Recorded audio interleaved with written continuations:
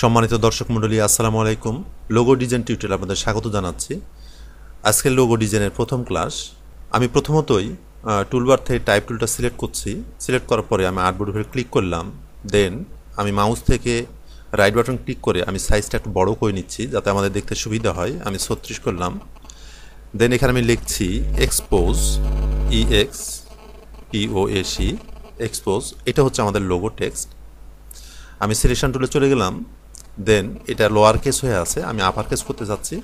আমি টাইপ মেনুতে যাচ্ছি, এখান থেকে চেঞ্জ কেস, দেন আমি আপার কেস করে দিলাম।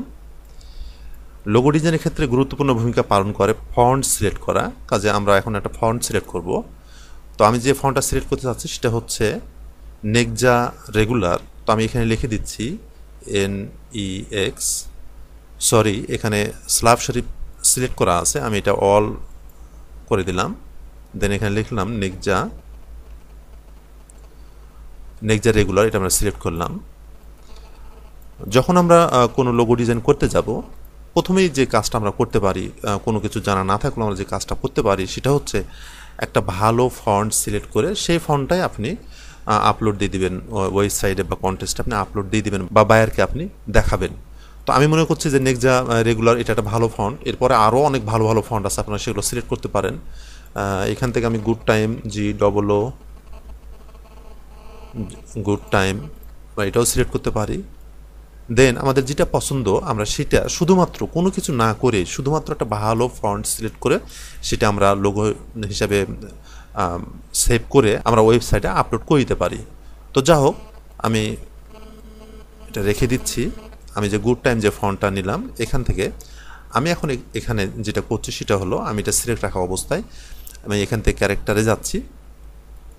ক্যারেক্টার থেকে এখানে ট্র্যাকিং যে অপশনটা আছে এখানে আমি 500 লিখে দিচ্ছি।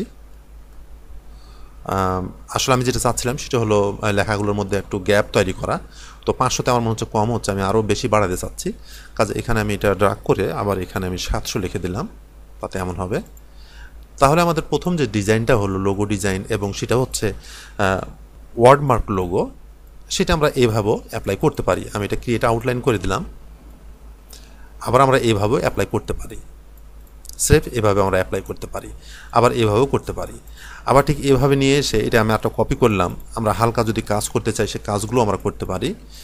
যেমন আমি ইয়ের এই অংশটা দেখেন, এখানে এই ফন্টটা ইয়ের এখানে ছোট আছে, আমি এটা এখানে লাগাই দিলাম। দেন দুটা সিলেক্ট করে আমরা এখানে পাথফাইন্ডার আমার নাই, আমি উইন্ডোজ যাচ্ছি, উইন্ডোজ থেকে পাথফাইন্ডারটা আমি নিয়ে আসলাম এবং এখানে এটা রেখে দিলাম। দেন এখানে ক্লিক করে প্রথমে যে শেপ মোডের প্রথমে যেটা আছে ইউনাইট, আমরা এখানে ক্লিক করলাম। দেন এটা যোগ হয়ে গেল। এরপর আমি যেটা করতে যাচ্ছি সেটা হচ্ছে এখান থেকে এই পাথে আমি ক্লিক করলাম। পাথে ক্লিক করার পরে শিপ চেপে ধরে আমি এটা বাম দিকে এভাবে সরাই নিয়ে আসলাম। এখানে গ্যাপ তৈরি হলো। এখন আমরা পাথফাইন্ডার অপশনে যাব, দেন ডিভাইড করে দেব। যেহেতু আমি ডাইরেক্ট সিলেকশন টুলে আছি সেজন্য আমার আনগ্রুপ করা দরকার নাই। তবে এক্ষেত্রে যদি আপনারা সিলেকশন টুলে থাকেন তাহলে অবশ্যই আনগ্রুপ করা লাগবে। তো আমি বাইরে ক্লিক করছি, দেন আমি এটা ডিলিট করে দিলাম। তাহলে হালকা একটু কাজ করলাম আমরা এখানে, এটা আমরা এখানেও দিতে পারি। তো এখান থেকে আমি এটা দিচ্ছি না, এটা কালারটা চেঞ্জ করছি। দেন চেঞ্জ করার পরে আসলে চাচ্ছি আমি এখান থেকে এটা কপি করে নিতে যাচ্ছি। আমি এখান থেকে এটা কপি করছি। আমি যখন কপি করছি তখন অল্টার এবং শিপ চেপে ধরে আসি যাতে সোজা যায়। শিপ চেপে ধরলে সোজা যাবে। আমি এই পর্যন্ত নিয়ে আসলাম। দেন এই লাল কালার এটা আমি এখানে সিলেক্ট করে এটা ডিলিট করে দিলাম। তো এভাবে আমরা যেমন এটা আমরা হুবহু এইটাই দিতে পারি, এরপরে আমরা হালকা একটু কাটাছাটা করেও আমরা দিতে পারি। আবার অনেক সময় ফন্টের গুণেও ডিজাইন ভিন্ন ভিন্ন হয়। আমি এই দুটা সিলেক্ট করছি। আমি ডাইরেক্ট সিলেকশন টুল দিয়ে এটা সিলেক্ট করলাম এবং শিপ চেপে ধরে এটা সিলেক্ট করলাম। দুইটা সিলেক্ট করার পরে আমরা এখানে একটা বিভিন্ন কালার দিয়ে দিতে পারি। আর এগুলোতে আমরা যে কালার অ্যাপ্লাই করতে চাই সেটাও আমরা কালার অ্যাপ্লাই করতে পারি। আমি ডাইরেক্ট সিলেকশন টুল দিয়ে সবগুলো সিলেক্ট করলাম। দেন আমি এখান থেকে একটা কালার দিয়ে দিচ্ছি, গ্রে কালার, কিংবা আমি কালারটা এখানে নিয়ে যাচ্ছি। দেন এটা কিছুটা আমি ডার্ক করে দেব। আমি ব্লু কালার দিলাম, ঠিক এই। আবার এই ফন্টটা যদি অন্য ধরনের হয় তাহলে আবার আরেক ধরনের ডিজাইন হতে পারে। আমি আমার কাজের সুবিধার্থে একটা টেক্সট আমি রেখে দিচ্ছি এখানে। আর আমাদের ডিজাইন হচ্ছে এগুলো, যে আমরা কত ধরনের ডিজাইন করতে পারি এটা আজকে এক্সপেরিমেন্ট হবে আর কি। আমি এখানে যে ফন্টটা এখন দিচ্ছি সেটার নাম হচ্ছে ইথনোসেন্ট্রিক। আমি এখানে ক্লিক করার পরে ইথনোসেন্ট্রিক লিখে দেবো, ETH লিখতে দেখেন ইথনোসেন্ট্রিক চলে আসছে। আমরা এটা সিলেক্ট করলাম। দেন কাজ করার সুবিধার্থে আপনারা জানেন যে আমরা ক্রিয়েট আউটলাইন করে ফেলবো, তাই আমরা রাইট বাটন ক্লিক করে ক্রিয়েট আউটলাইন করে দিলাম। এরপর আমি এটা বড় করে নিচ্ছি কাজের সুবিধার্থে, এবং এটাকে সিলেক্ট করে আমি রাইট বাটন ক্লিক করে আনগ্রুপ করে দিলাম। আমি যেটা করতে চাচ্ছি সেটা হলো আগের মতোই আমি এখানে কাটতে চাচ্ছি। আপনারা নিশ্চয়ই বুঝতে পারছেন, এই পাথে আমি ক্লিক করে চেপে ধরলাম, দেন শিফট চেপে ধরে আমি বাম দিকে নিয়ে গেলাম, এটা বের হয়ে গেল। আমরা পাথ ফাইন্ডার অপশনে এসে ডিভাইড করব, দেন বাইরে ক্লিক করে এটা আমি ডিলিট করে দিলাম। এখন আমি যেটা চাচ্ছি যে এক্স যেটা ব্যবহার হয়েছে এখানে, এটা আমি দিতে চাচ্ছি না। আমি আমার মতো করে একটা এক্স তৈরি করতে চাচ্ছি। এজন্য আমি টুলবার থেকে রেক্ট্যাঙ্গেল টুলটা সিলেক্ট করলাম, দেন এই মাপে আমি নিব বাহুটা, এই নিলাম। দেন আমি ডাইরেক্ট সিলেকশন টুলে গেলাম এবং এটা আমি টেনে এই পর্যন্ত নিয়ে আসলাম, এবং এটা এত বড় করতে যাচ্ছি না, আমি একটু ছোটো করে যাচ্ছি। আমি অ্যারো দিয়ে, লেফট অ্যারো দিয়ে আমি একটু এদিকে নিয়ে আসছি। দেন এটা আমাদের দরকার নাই, এটা আমি ডিলিট করে দিলাম।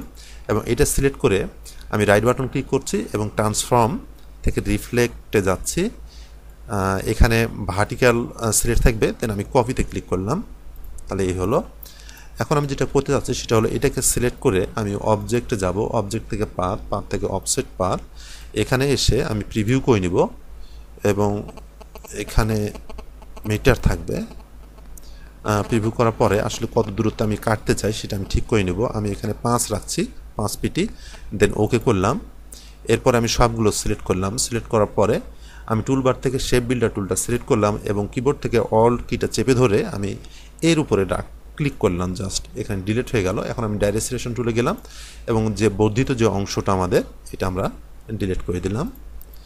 এবং এর এই অংশটা আমি শিফট চেপে ধরে দিকে নিয়ে আসছি যাতে বাঁকা না হয়, এবং এই অংশটা এর সাথে আমরা যুক্ত করে দিলাম। দেন এই দুটো সিলেক্ট করে আমরা পাথফাইন্ডার অপশনে এসে ইউনাইট করে দিলাম। তাহলে এখানে এই ডিজাইনটা আমাদের হলো। আর এটাও খণ্ড খণ্ড হয়ে আছে, আমাদের দরকার নাই। এই দুটো আমরা সিলেক্ট করে পাথফাইন্ডার অপশনে এসে ইউনাইট করে দিলাম। এখন আমি যেটা করতে চাচ্ছি সেটা হচ্ছে যে আমি আর একটু আগায় নিতে চাচ্ছি। আর একটু আগায় নিলাম আমি বাম দিকে। দেন এর এই অংশটা আমি এই অংশটা আমি শিপ চেপে ধরে এদিকে টেনে নিয়ে আসলাম এবং এর সঙ্গে ভিড়াই দিলাম, এবং এই দুটো সিলেক্ট করে পাথফাইন্ডার অপশনে এসে আমি ইউনাইট করে দিলাম। আমি একটা ওয়ার্ডের উপরেই এত এক্সপেরিমেন্ট চালাচ্ছি শুধু এই জন্য যে আপনারা এটা দেখেন, কিন্তু আপনাদের যে এতগুলো করতে হবে একটা ওয়ার্ডে, বিষয়টা কিন্তু এমন না। কিন্তু আমি একটা ওয়ার্ডেই অনেক কিছুই আপনাদেরকে দেখাতে চাচ্ছি যে আমরা এতগুলো কাজ করতে পারি।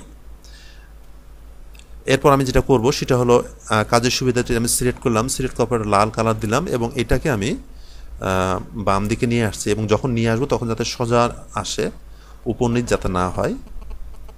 এখানে আমরা যেটা খেয়াল করব সেটা হলো আমাদের এই যে এখানে বের হয়ে আছে পি এর কিছু অংশ এবং ও এর কিছু অংশ এদিকে বের হয়ে আছে, এই ধরনের বের হয়ে থাকতে হবে। যখন এই মতো থাকবে তখন আমরা দুইটা সিলেক্ট করে পাথফাইন্ডার অপশনে এসে ডিভাইড করে দিলাম। দেন এই যে বাড়তি অংশ এটা আমরা ফেলে দিতে পারি, ডিলিট করে দিতে পারি। আমি সিলেক্ট করে ব্যাক স্পেস চাপ দিচ্ছি, ডিলিট হয়ে যাচ্ছে। আপনারা যদি ডাইরেক্ট সিলেকশন টুল দিয়ে কিছু অংশ সিলেক্ট করেন তাহলে অবশ্যই 2 বার ব্যাক স্পেস চাপ দিবেন, নাহলে ডিলিট হবে না। এইভাবে এরপরে আমি এটা সিলেক্ট করছি, সিলেক্ট করার পরে আমি অবজেক্টে যাচ্ছি, অবজেক্ট থেকে পাথ থেকে অফসেট পাথ।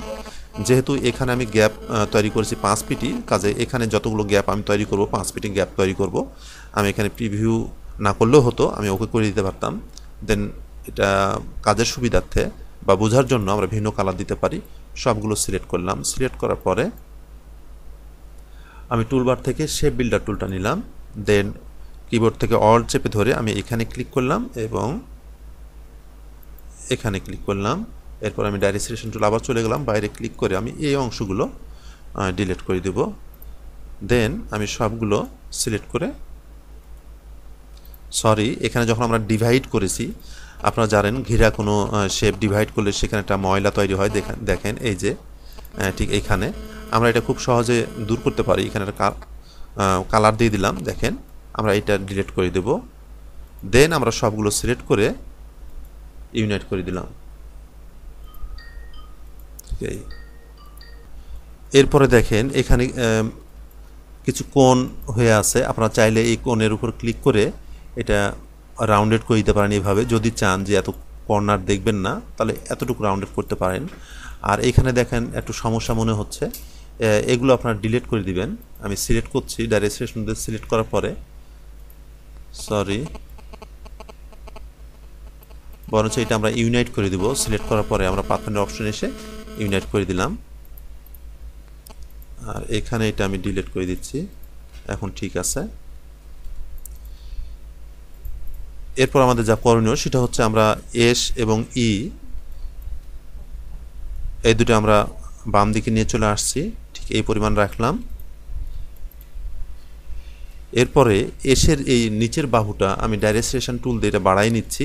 আমি পাথে ক্লিক করলাম এবং শিফট চেপে ধরে আমি বাম দিকে নিয়ে আসলাম এবং এটা আমি একটা ভিন্ন কালার দিচ্ছি, লাল কালার দিলাম। দেন এটাকে সিলেক্ট করে আমি পাথ ফাইন্ডার অপশনে যাচ্ছি, সরি অবজেক্টে যাচ্ছি, অবজেক্ট থেকে পাথ এবং অফসেট পাথে যাচ্ছি এবং এখানে আমি 5 পিটি ব্যবহার করব। আগেই বললাম যে আমরা 5 পিটি যেহেতু গ্যাপ এর আগে করেছি, প্রত্যেকটাতে 5 পিটি গ্যাপ করব। আমি শেপ বিল্ডার টুলটা সিলেক্ট করলাম, দেন কিবোর্ড থেকে অল্ট চেপে ধরে এখানে ক্লিক করছি। এটা গ্যাপ তৈরি হয়ে গেল, আমি এটা ডিলিট করে দিলাম।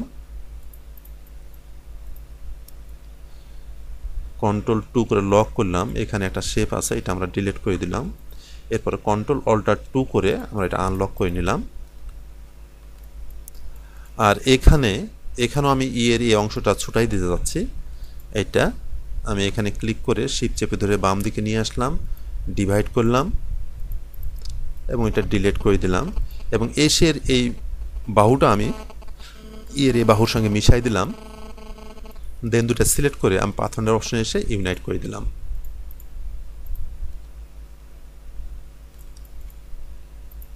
সবগুলো সিলেক্ট করার পরে আমরা একটা কালার দিয়ে দিলাম, আমি ব্ল্যাক কালার দিয়ে দিচ্ছি। আর কিছু কিছু জায়গায় আমরা ভিন্ন কালার ব্যবহার করতে পারি, যেমন এখানে এখানে এখানে ভিন্ন কালার দিয়ে দিচ্ছি, আমি রেড দিয়ে দিলাম। সবগুলো সিলেক্ট করে আমি কিবোর্ড থেকে কন্ট্রোল জি প্রেস করছি, তাতে আমাদের এটা গ্রুপ হয়ে গেল। তাহলে একটা ওয়ার্ড নিয়ে যখন আমরা কাজ করব, লোগো বানাবো, তখন এইভাবেও আমরা দিতে পারি। তবে বিষয় হচ্ছে যে এই লোগোর উপরে, এই ওয়ার্ডের উপর অনেক কাজ করা হয়েছে। প্রতিটা ওয়ার্ডে যে এত বেশি কাজ করব এমন না। লোগো সবসময় চিন্তা ভাবনা রাখতে হবে আমাদের সিম্পল রাখা। কাজে আমি শুধুমাত্র আপনাদের দেখানোর জন্য যে কত ধরনের কাজ আমরা করতে পারি সেটা দেখানোর জন্য আমি এটা করলাম।